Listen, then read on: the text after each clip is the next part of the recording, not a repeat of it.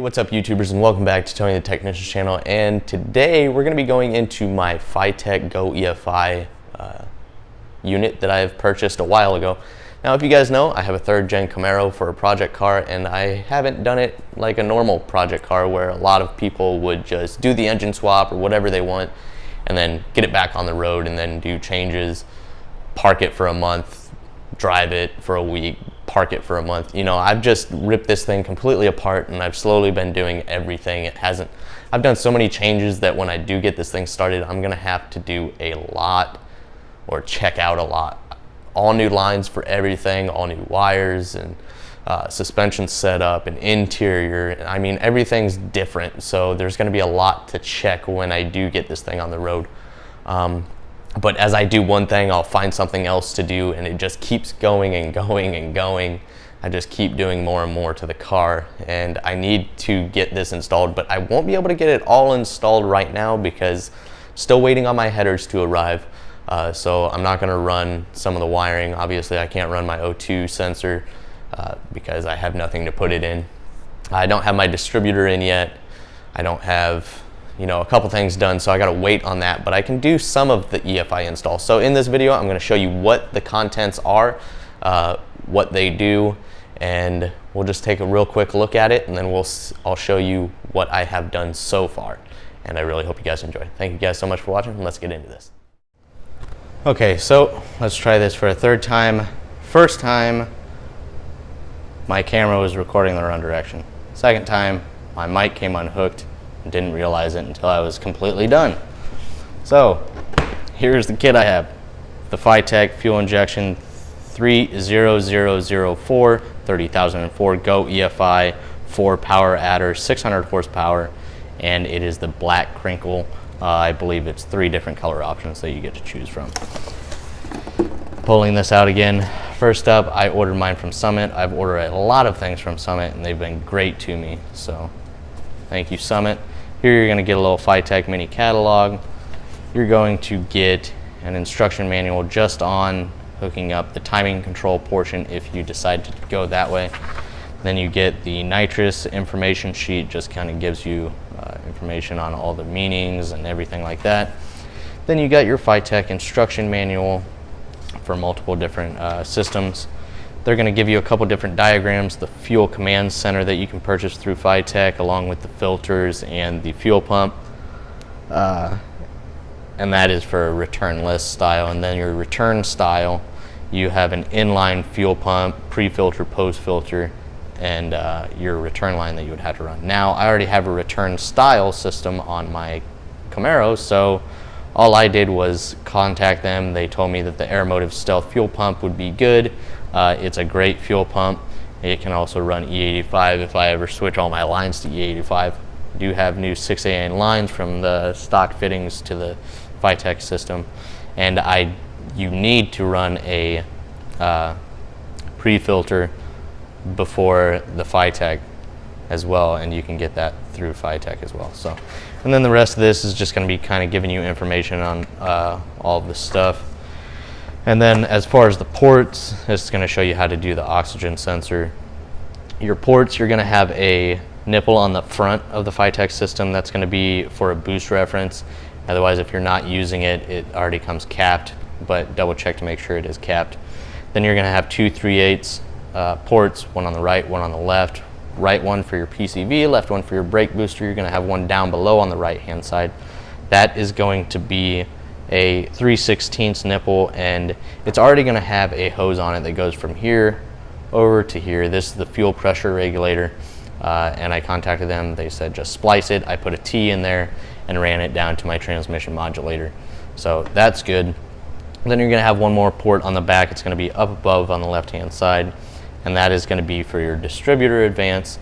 Then on the bottom you're going to have a little hole or a threaded portion, and this is going to come with a little like grub screw that you can screw in there if you're running a Roots type supercharger. Then here's the wiring harness that is attached to the Fitech, not including all of this. This is going to be for your coolant temp sensor wiring that plugs in here. This is for your O2 sensor. That's where you'll connect it at. Distributor connection. your handheld wires connect here, and then your main wiring harness connects here as well. And then what's pretty cool is they give you a list of what every single wire is and what you need to do.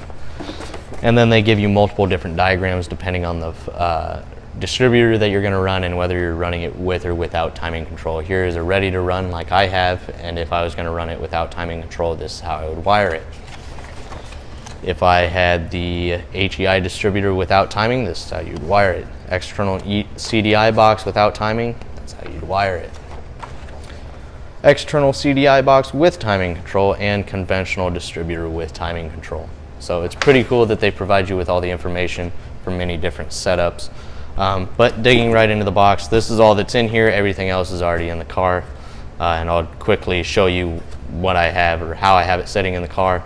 Don't really have much hooked up yet just because of my distributor and my headers aren't in yet. Once those are installed, we can hook all of this up and my battery relocation, but I'll get into all that in a minute. So this is the command center or whatever, you know, your controller. It's going to be a touch screen, and then it's like an aluminum housing as well, so it's nice and sturdy. You have the 4 directions, and then you can push down in the center for your enter. You got 2 ports up here. That's going to be your wires that come into it. And then you got a micro USB on the bottom and an 8 gigabyte micro SD card. And then in this small box is going to be your coolant temp sensor, and you already have some sealant on the threads. Then you have that grub screw for the root style supercharger, your O2 sensor, and the connector for the rest of the harness. Here is the little suction cup and everything for your controller. Then this is either for the O2 sensor or the coolant temp sensor, I'm not too sure. This is a plug for if you're running a returnless style fuel system, you're going to go ahead and plug that return side.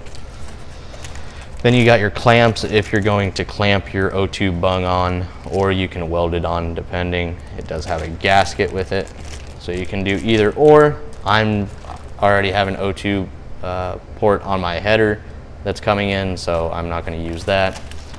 Here, this little wiring harness is specifically for running nitrous. This is for your solenoids and fan and stuff like that. So if you're not running nitrous, you don't need that.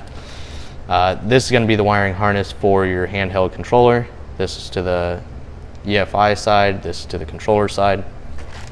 Micro USB. Your main wiring harness that's going to plug into the Fitech, and then these are going to be the primary wires that you run. You won't run all of them. It all depends on what wiring diagram you use on how you're hooking up what type of distributor. Then the last thing in here, besides the 1-year limited warranty card, you have 2 different types of intake manifold gaskets, depending on the style of intake manifold you have, and then you also have your air cleaner gasket here as well.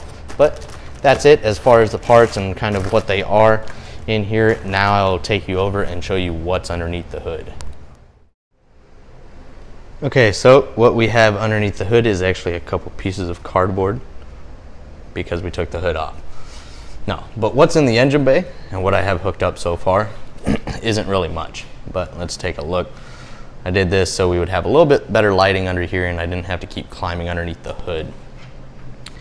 So let me see if I can show you guys. So I have the throttle cable right here. It's not hooked up or anything. The main reason I haven't hooked a lot up is because I still need to install my headers and my distributor, but I'm still waiting on my headers to come in, and the reason I haven't installed my distributor yet is because I can't make my plug wires without having the headers in and everything. It's just going to be kind of one big process right there after I get the headers on, so I can do everything at once. But here you can see my fuel lines that I have. You got your primary with the pre-filter on there, and the return going to the passenger side, main line over here on the driver's side. And you can see some of the wiring harness coming out the front. That front nipple for the boost reference is plugged, and then the rest of the wiring harness is still zip tied all together in the back. The coolant plug will go right down here on the headers, right there. And then here you can see this is where I teed in to the unported vacuum that goes down to the transmission modulator. And then you have your PCV hose, which will go to, it's really hard to see. There's obviously two bigger 3/8 vacuum ports on the back, one for the brake booster that comes across as well and hooks into the back. And then you got your distributor advance back there as well. So if you ever needed any more vacuum ports or anything like that, you just go off of the intake manifold and all of that. Got my transmission kick down there. Got this all taped up so I don't get dust in here. And this is for my intake system, which is right over there. But really, that's all I have done, because as soon as I get my headers, that's what I'm going to start doing everything. Other than that, my next video I will probably be installing the coolant temp sensor, O2 sensor, what else? And these fuel lines are just temporarily on there. They're not all snug down and everything, because I'm going to get those out of the way while I'm doing all the wiring and everything. And then the power wire and everything can't be ran yet because I'm doing a battery relocation to the trunk of the car. So I'm actually going to put my positive and negative junction blocks right up here so I can go and run my wiring to my starter and my alternator and everything else. So we got quite a bit of work to do, but I hope you guys stick with me through this install. It should be pretty informative and pretty fun process. So thank you guys so much for watching. That's really about it as far as the Fitech EFI system that I have. So let me know what you guys think, and stick around for the install.